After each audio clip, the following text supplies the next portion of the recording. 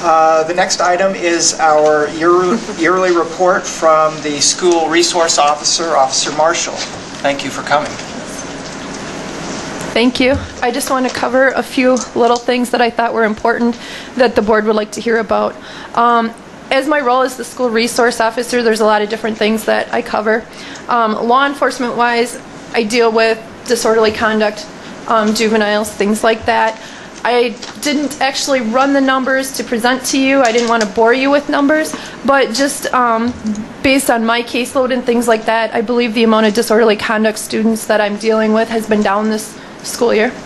The thefts from lockers around the school is down. However, the ones that I do have reported are because students leave their high valuable electronics unattended, whether it's in the hallway, locker room, not locked up, not secured. So that's always an issue. I don't know what else we can do. I mean, we tell them, lock them up, we provide them with lockers, things like that.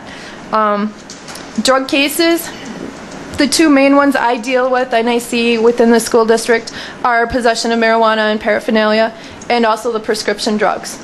I would say if we're not low, a little bit lower on those, we're probably about average.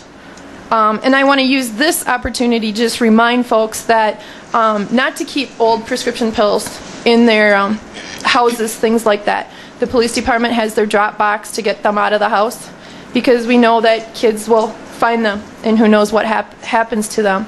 The ones dropped at the police department are destroyed and taken care of appropriately. And the other thing is the electronic type harassment.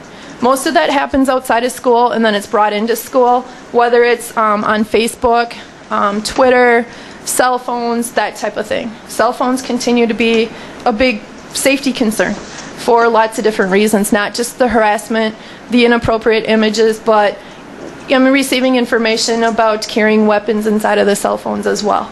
So it's a safety concern all around.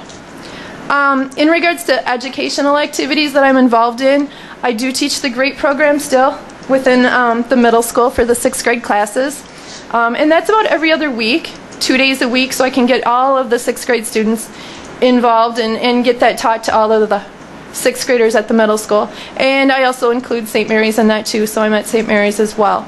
There's a lot of people that have questions about the GREAT program, but the one thing that I think is the best thing about the GREAT program is it tries to get the kids involved in their community, because they know if kids are involved and take pride in their community, they're probably less likely to be involved in any sort of crime that affects their community. I've talked to the teen parenting classes, mainly in regards to car seat safety, those that have children, so they know how to buckle the young ones up inside the car seat. And I do that for the general public as well. And I talk with the health classes at the high school. They have a class as freshmen where they talk about safe choices and the law and things like that. And so I'm available to answer questions if they have any questions or talk about some of those laws.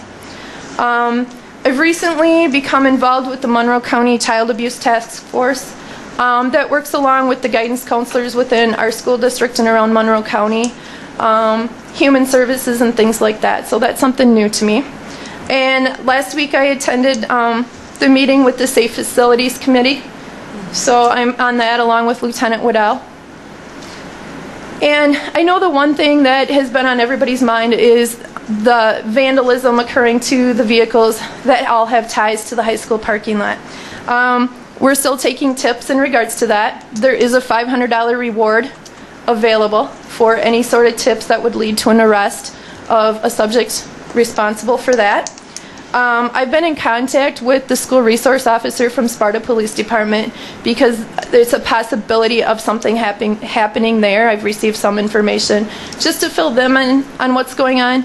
And I've also been in contact with Monroe County because I believe found out that some of these instances have been reported to them as well, and I was not aware of that. So I'm following up with them so we're all on the same page and we know that we need to get together and talk about what's going on. And I just want to throw out there that the administration is concerned about the safety of our students, especially when they're leaving at lunch. And that's been one thing that's been talked about, is possibly closing campus because of those safety concerns. And then in my future plans, We want to work more closly with the principals between the middle school and the high school to make sure we're working together consistently in regards to the way that we handle some of our calls.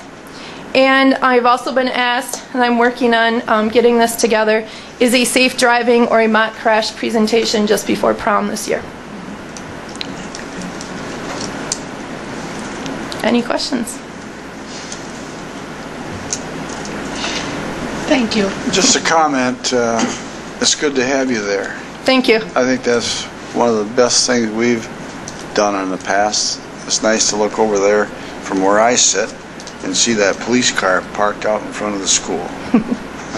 I think you're very, very big asset to our district. Thank you very much. And I want to add, since Sandy Hook, I have been asked numerous times by lots of different parents, just when I'm out in the public, if I am armed while I'm at school. And I tell them I have been armed at the school since day one.